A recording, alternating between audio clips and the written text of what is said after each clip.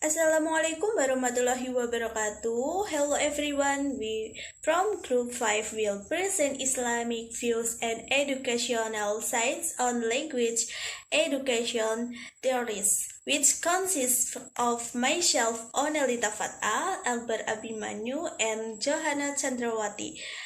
What is theory? Theory is the initial basis in carrying out practice.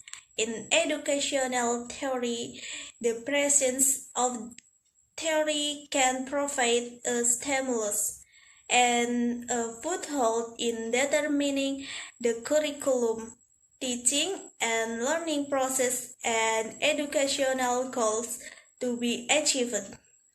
How do the theories of language education fit into the views of Islam and educational science? Various theories have developed in the world of education, ranging from nativism theory, empiricism theory, and convergence theory. In practice, there is still debate in interpreting and implementing these various theories because it has advantage and disadvantage, and the theories that are currently developing must be adjusted with real-world conditions.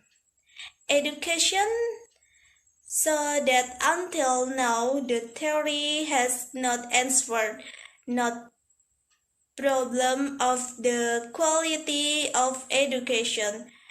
Next, Islamic education theoretically is a science that diffuses Islamic-based educational theory. Therefore, the discussion contained in Islamic education are theories related to education in the perspective of the Quran and Al-Hadith. Learning a language is basically learning to communicate. Therefore, language learning in this communicative skills approach is directed at improving communication skill in Indonesian both orally and in writing.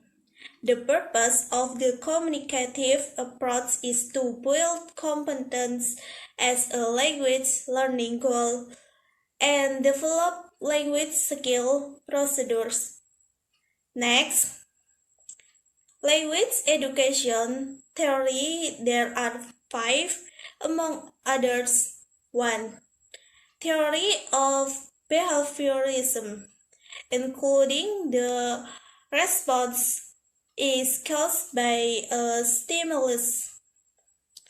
2. Theory of nativism, that every human being is born with the talent to acquire and learn a language. 3. Theory of cognitivism, language development must be based on or inherited from more development and change fundamental and more general in human cognitive. Next, number 4. Functional theory describe the interaction of children with their environment through the complementary interaction between the development of perceptual cognitive capacity and their language experience.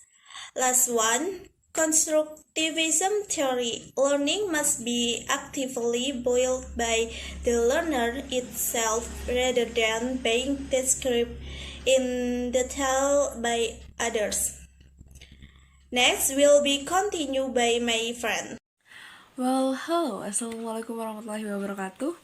I'm Johanna and I'm going to continue the previous material. And for now, there are two sub-material that I'm going to deliver. The first one is Islamic ethic in the application of language education, and also the function and the role of language in dakwah. So without any further ado, let's go to the first sub-material that I'm going to deliver. Islam is a basic value for humans to have knowledge of education and also language according to their nature. The Quran insinuates loudly for those who discuss without referring the book, guidance, and knowledge. Quran Surat Luqman verse 20. Bismillahirrahmanirrahim. Alam tara annallaha sakoro lakum ma fis samawati wa ma fil ardi wa asbaha alaikum mi'ammahu zahiratan wa batina wa minan nasi manni yujadilu fil alai biwairi ilmi wa ala hudan wa ala kitabim munir. And then the meaning. Have you not noticed that Allah has subjected what's in the heaven and what's in the earth for your interest, and has perfected His favor for your both outwardly and inwardly? But among the people there are those who argue about the ones of Allah without knowledge or guidance and without a book that gives light. Quran Surat Luqman verse 20. In the application of language education in daily life, it's close related with the communication. There are some keywords in Al-Quran that talk about how human communicate should be.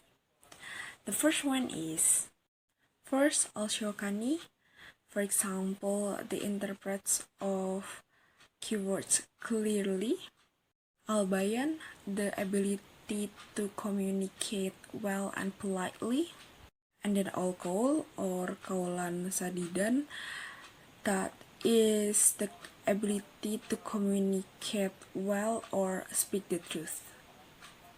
So yeah, before we jump to our next station or the second submaterial that I'm going to deliver, I'm going to ask you to pause this video and you can think some minutes. Okay, when you see these words, when you read this word, what is the first thing that comes to your mind about this word? Or maybe what is the function of language, why there should be a language in our life? Also, you can share your idea through the forum discussion on class. Thank you. And now let's jump to the next material. So the next one is the function and the role of language in dakwah. The first point is language as a medium for communication and delivering the material of dakwah. One of the best methods in delivering dakwah is using the language that is easy to understand between the speaker of dakwah and the audience of dakwah, because from this method the material of dakwah can be delivered well and the audience can understand well, so that the aim of dakwah can be reached well, because the audience can catch the meaning of dakwah or the message in the dakwah. Okay, the next one is as a medium for discussion.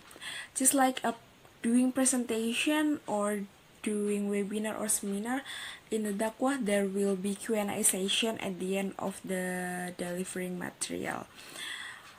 Of course, the audience can asking the question directly to the speaker. Also, another audience can also giving feedback or sharing if someone know about the information about that. So yeah, it can be a medium for discussion in the dakwah forum.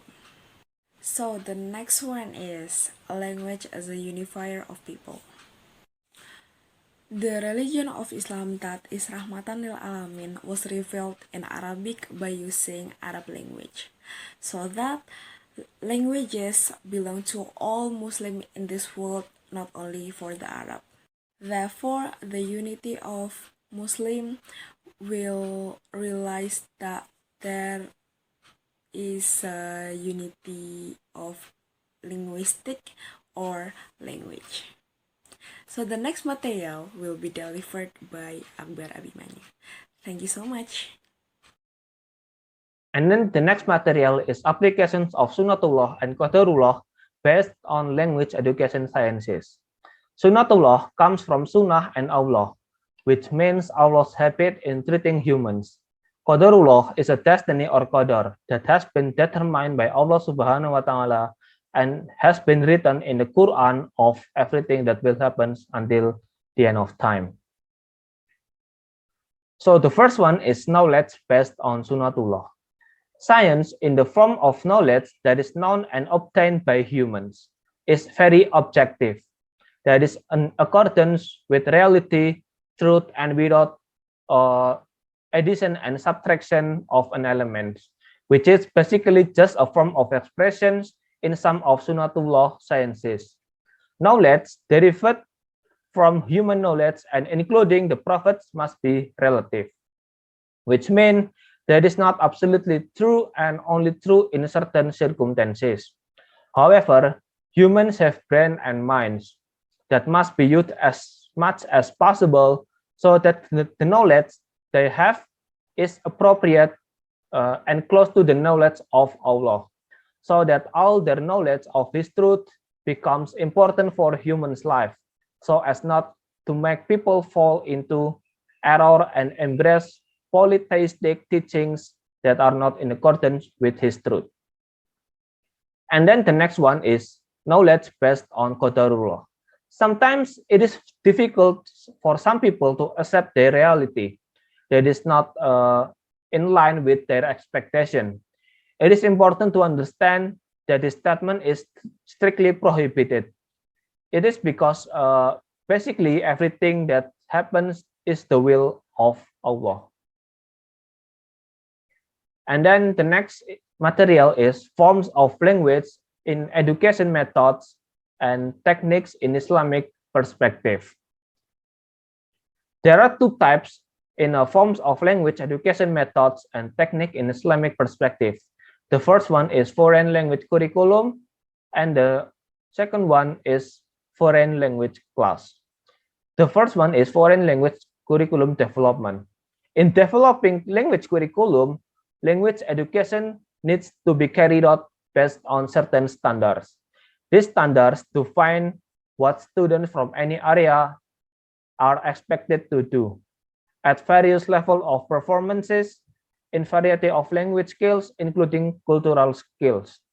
The foreign language curriculum must be developed oriented towards mastering standard competencies. According to the needs of students, the needs of each region, and the ability of students to educate themselves, to be independent, improve their quality of life, and be able to get along in the global world to meet their needs. And then in a foreign language class, foreign language learning is a series of mental processes that are active in seeking, remembering, and using knowledge. Many theories of language learning can be adopted and implemented for foreign language learning in schools. However, before the theories are used, they must first apply learning strategies and operational techniques that can be implemented in the language teaching and learning process. Several theories of language learning can be mentioned here.